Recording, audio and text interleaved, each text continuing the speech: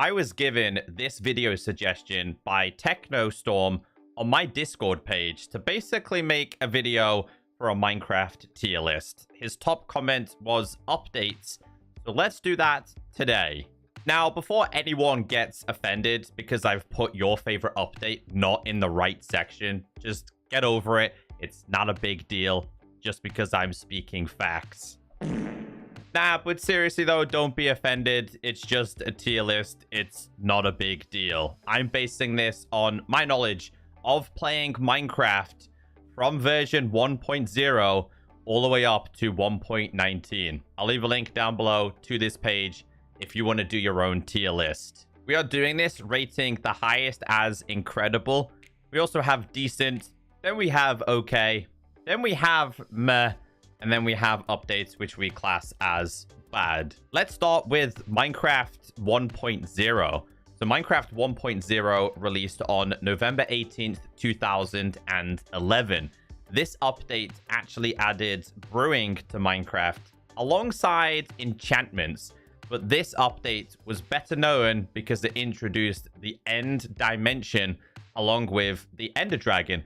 But also, what a lot of people forget about is that this is the update that it introduced hardcore mode. And we know, as modern Minecraft players, how important that game mode is to us. So for me, this deserves more respect than what other people have been giving it. For me, it goes in the incredible section. Now, a few months after 1.0, we were given 1.1, which released on January 12th, 2012. This update really didn't have much going on, but it did introduce new languages and the super flat world type. But it was typically known because it introduced the spawn egg to the game. So for me, it's getting a meh.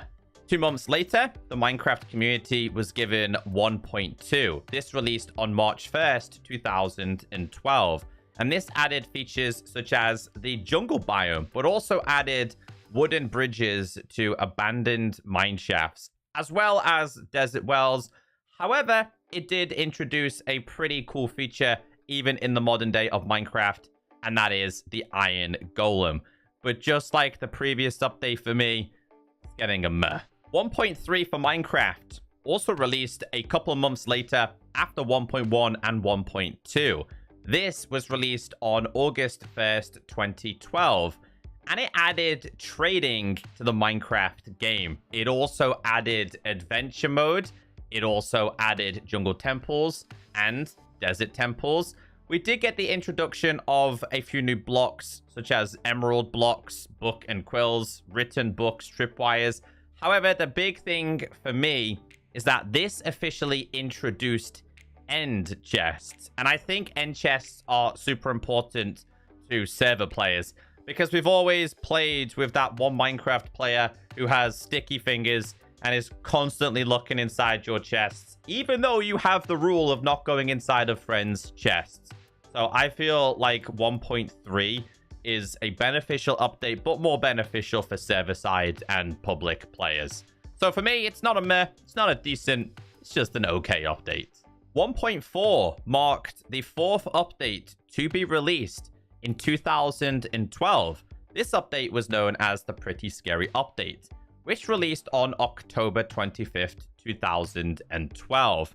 Now, of course, yes, this did introduce the Wither Boss, which was an alternative to the Ender Dragon, which is known as the end game of Minecraft. And the good thing about this is you could spawn this as many times as you wish. Not only did it introduce the Withers, but it also introduced witches, bats, zombie villagers, and wither skeletons. So you now had an incentive to go and visit the nether dimension. And yeah, it also introduced new foods such as potatoes, carrots, pumpkin pies, and you could begin to troll pigs in this update because they introduced the carrot on a stick. So for me, exactly like the 1.0 update, it's an incredible update. When you look at the history of both of these updates and what they offer to the game, it is a lot. Fast forwarding to March 13th, 2013, we were given the Minecraft update 1.5. Now, this today is still one of the best features Minecraft have ever introduced. And even the Minecraft developers never realized how important the Redstone update was going to be to this game. Now, I'm not big on Redstone, but I massively appreciate the people who are very talented at using and making things with this. I think for every single person who's watching this video right now, if you don't use Redstone, I'm pretty sure you've got a farm or a grinder or some kind of build in your current Minecraft world that has Redstone. So for me, this is also an incredible update, and I don't want to hear any different in the comments section. 1.6. This was the horse update, released on July 1st, 2013. I'm putting this in the bad section. When I look back at this update, we were massively impressed with horses, leads, blocks of coal, carpets. Like, for me, it's not a big deal. Now, I was close to putting it in the mess section.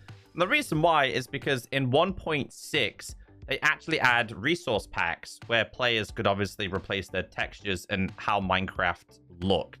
And of course, they introduced a new Minecraft launcher. But for me, I think that was the first bad update. Minecraft 1.7, known as the update that changed the world. This released on October 25th, 2013. And this was typically known as the biome update. Now, this introduced biomes such as the deep oceans, extreme hills, plus mega taiga, flower forest, roofed forest, savanna, mesa, amplified world type. And even today, this is one of my favorite updates. However, do I class this as an incredible update and on par with these ones? Absolutely not. However, I think biomes is a very big part of Minecraft, so I think this definitely deserves the respect under the decent name. 1.8. This is known as the Bountiful update, and this update released on September 2nd, 2014. This is an interesting Minecraft update because as an update, it really didn't offer much to the Minecraft player. Yeah, it introduced slime blocks and banners, a few other blocks and new commands, but that is it. Most people would probably put this update in the bad section. However, even to this day, there are millions of Minecraft players that are still using this version, and they refuse to go past this version. And that is pure and simply because the combat changed. So for me, 1.8 is going down as an okay update, and that is because still to this day, millions of Minecraft servers are using this version based on the combat system, which I really hope in the future that does get reverted or somewhat changed so everyone is happy. 1.9, the biggest controversial update in Minecraft's history. This is the combat update, which released on February 29th, 2016. Yes, it completely transformed combat. And strictly speaking, as a PvP aspect, I would put this in the bad section. However, this update does offer a lot more than just being disappointed or disappointing because of the combat.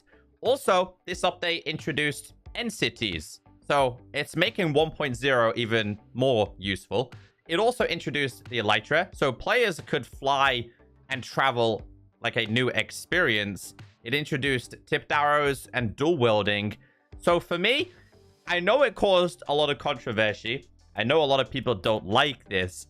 I'm actually going to put this as an okay update.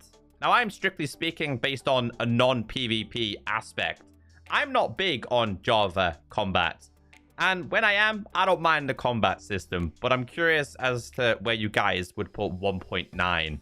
1.10, the Frostburn update, released on June 8th, 2016. Now, the main focus on this update was to improve the environment and add new mobs to hot and cold biomes, such as deserts, ice plains. This also seen the introduction of a few new blocks and polar bears and strays and husks, and also Endermen could teleport between dimensions, so they could travel to the nether. But honestly, for me, I don't care about polar bears. So this for me was another bad update introduced to the game. Minecraft 1.11. This was known as the Exploration update, which released on November 14th, 2016. Now, in this update, the developers added a woodland mansion, a giant structure that could generate above ground in the overworld, highly likely thousands upon thousands of blocks away from your spawn location. But I think this is what Minecraft is all about.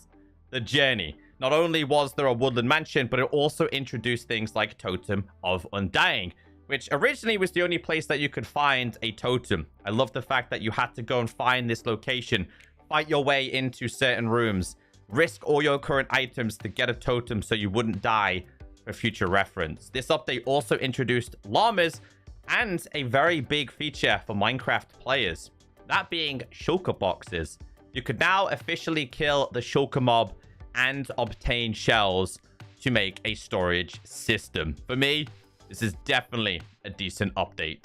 1.12 was known as the World of Color update, released on June 7th, 2017.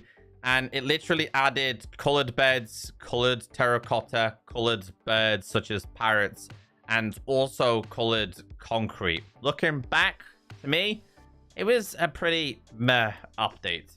Not going to say bad, because I do appreciate some of the features in this update, but it's pretty bang average. Minecraft 1.13, the aquatic update. Probably my favorite ever update introduced to Minecraft. This was released on July 18th, 2018, and this completely transformed your oceans. Introducing new biomes, coral reefs, visible fish, drowns, tridents. The aesthetic of this is still so pleasing and probably holds some of the best music within Minecraft today. Now, up until this point, I would say Minecraft was definitely struggling with updates. It was highly on the decline in terms of players and views, and it was going for a rough time. But they did bring a banger, and for me, the aquatic update is probably my favorite update and is definitely classed as an incredible update. Just when you think Minecraft couldn't top the aquatic updates, following it was 1.14. This was the Village and Pillage update, which released on April 23rd, 2019. Now, this completely transformed villagers and villages. It changed trading. It also brought smarter villages. They had new outfits. They also completely changed the default texture of the game. They went ahead and introduced pillager outposts, and raids were now possible, so you had to defend villages from these raids. And if you did it successfully, you were given discount prices, so you could scam the villagers even more. But it also introduced foxes, the brown mushrooms, pandas, wandering traders, scaffolding, lanterns, barrels, and so much more. So again, another deserving update to be in the incredible section. 1.15, as you can see, is known as the Buzzy Bees update, released on December 10th, 2019. Now, yeah, it has bees and everything else it offers with it, such as honey bottles. We had honey blocks, which I think are really key to redstone players, but I'm not much of a redstone player. Now, this update was pretty good for the Minecraft community, to be honest with you, because this focused a lot on bug fixes and improving stability and performance. I don't think it's a bad update. I don't think it was a meh update. I think it was probably an okay update.